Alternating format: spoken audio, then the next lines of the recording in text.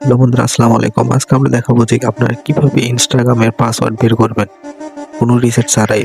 তো চলেন ভিডিওটি শুরু করা যাক। তো প্রথমে আপনারা চলে যাবেন আপনাদের সেটিং অপশনে। সেটিং অপশনে আসার পরে এখানে স্ক্রল ডাউন করে প্রাইভেসি অপশনের মধ্যে একটা টাচ করবেন।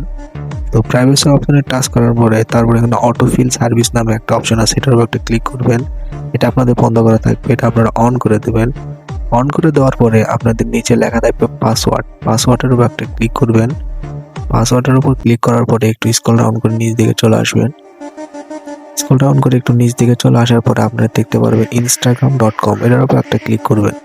instagram.com এর উপর ক্লিক করার পর আপনাদের ফোনের যে পাসওয়ার্ড আছে সেই পাসওয়ার্ডটা কিন্তু দিতে হবে এখানে।